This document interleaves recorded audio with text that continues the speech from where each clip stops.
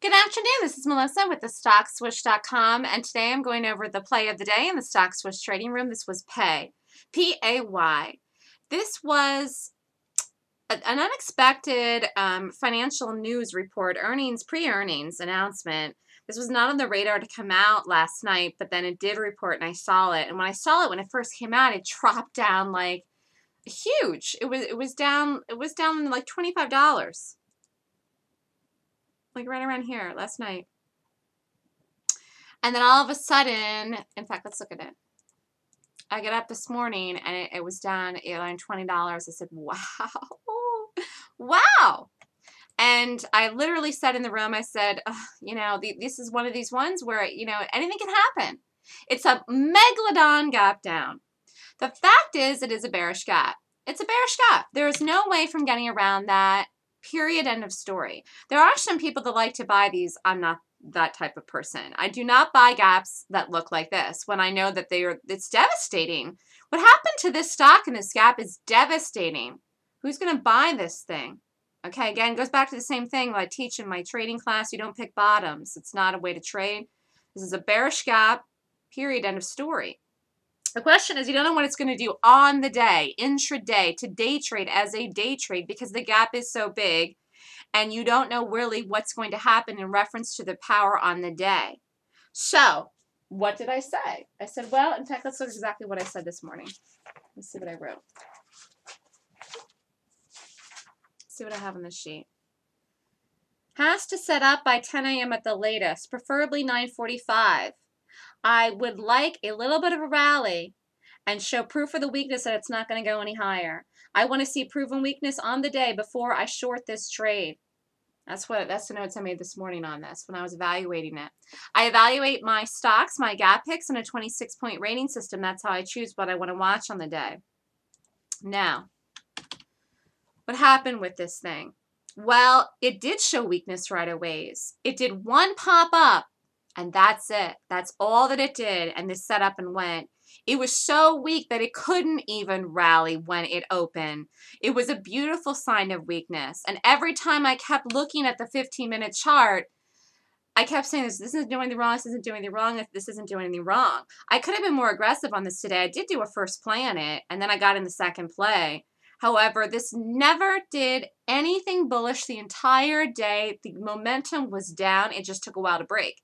But I did say $16 is the ultimate swing trade target on this. $18 was where it was supposed to go today, and it did.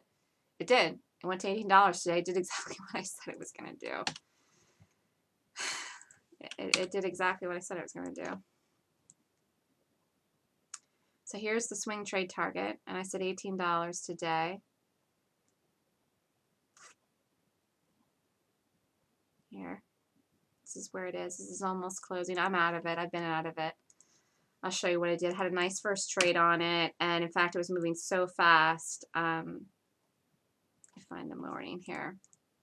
It was moving so incredibly fast this morning where it set up. The bars were so tiny. Now, what is today? Wait, the 21st. All right, here we go. All right, so this is what happened.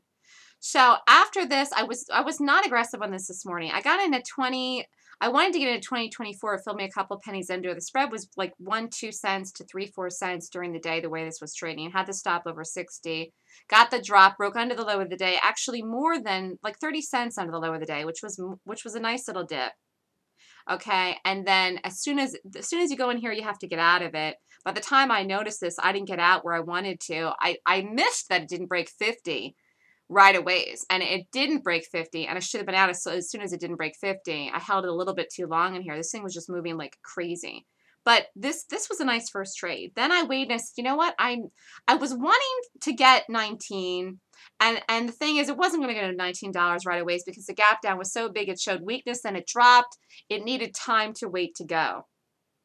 But then I did retake it. And then I even did an add in it, which was a really nice play in here. And the break here, the full break, one of the first breaks happened at 74, but the full break was 70. And then there was another add at 70 at the same price. And then it fell. So once it started getting underway, I did say in my room, once it started to break and get underway, it was clear sailing. Once it get down to $19, that it could act, that would be the break that would make it go to $18. This was really a long trade I was in the second trade, waiting 2 hours for this thing to go. I stuck with it. I had conviction. This is the difference between getting in a trade and being able to stick with it and believing in that it's going to go and you have it in the right direction, or being concerned about it. I even considered, wait, this isn't going, but then I realized what was happening here. There was a tug of war going on here, but there was no buying. All these little tiny doji bars and the small reds didn't mean the stock wasn't going to work. There was no way this was going green today. I knew that at a certain point here after the morning. However, I was waiting so long for it to break, I was wondering if it would just flatline all day and not break. But then it finally broke and I stuck with it. And the bottom line is, I know this thing can run $2, $3, $4 on the day. So I was wanting to get a big trade in this. As it turns out, it did break into lunch. I said 12 o'clock. 12 o'clock, this thing has to start going by 12 o'clock, I said. And it did. It broke before 12 o'clock and then broke into the lunch hour here. And it did it. And it started to break and went. And just took a lot of conviction to hang with this. The tug of war really was happening, which was people were selling out of the stock, but people were covering their shorts too. But every time it tried to go up, it couldn't. Every time it tried to go up, it couldn't. Every time it tried to go up, it couldn't. Every time it tried to go up, it couldn't. This never did anything wrong the whole time. It went a couple of pennies over $20, but it never did anything wrong. No one was buying this. It was a short today, and it is a short, and it was a bearish gap, and there's no reason to buy this, period. The stock is damaged. So the reality was that the bias on the day was to short this stock. Even though this took a while to go, it was a good short. It was a quality short, and all that was going on here was a tug of war, just basically people just getting filled to cover the shorts. But really, what happened was every time it tried to go up, more selling came in. It doesn't look like it, but that's what's happening there. You've got to read what's actually happening in this. So I was in this trade and got out of the whole thing into this 19 number before it hit it. And then I actually watched it and took a little bit more and chunked it, put the stop here over this 44 number when this went up and couldn't get up over to the 44. And took a nice little third trade. This is the third trade in this today then. And did a chunk down into the $18 number. And I held it as long as I could. I got out of it around this area here into the 3 o'clock. I just couldn't hang on. So it did ended up breaking 18 though. It could have actually gone farther. This is still lower. And the swing target is $16. This was a beautiful trade. This was every trade I took in this today. Actually, every entry I had in this was really nice. Had the conviction, stuck with it. This is the difference between trading something with conviction and trading something without conviction. This is night and day. It's the difference between knowing what to do in the direction of a stock and having the right bias and sticking with it and playing it, or not doing anything at all or losing. I didn't trade any other symbol today but this. And it played out perfectly and had 3 nice trades in it, and it was a really great gap. As it turns out, I was cautious with it in the morning. I was cautious with it. And rightfully so.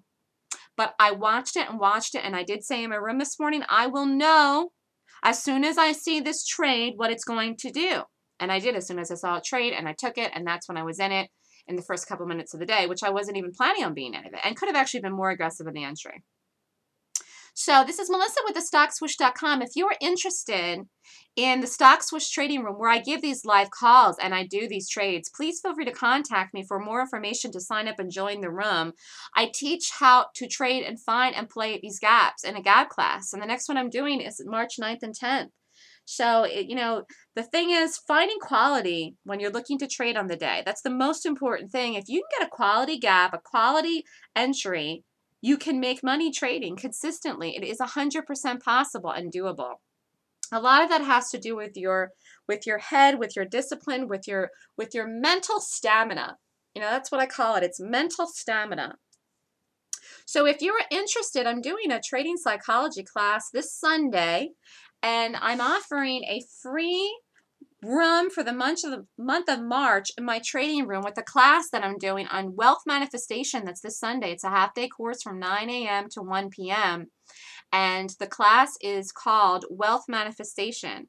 It's $350, and with that class, I'm offering 1 month free in the Stock Swoosh trading room plus the class. So it's a nice deal for the trading psychology class plus 1 month free in the room where you'll get these calls and you can take these calls with me. So if you're interested in more information, please contact me at melissa@thestockswoosh.com. It has been an incredible month of February, a terrific, terrific week, and just really nice to trade these things, these quality gaps with the good entries. And it's all about focus, and it's all about attention to detail. And that's how you can trade and make money in the market.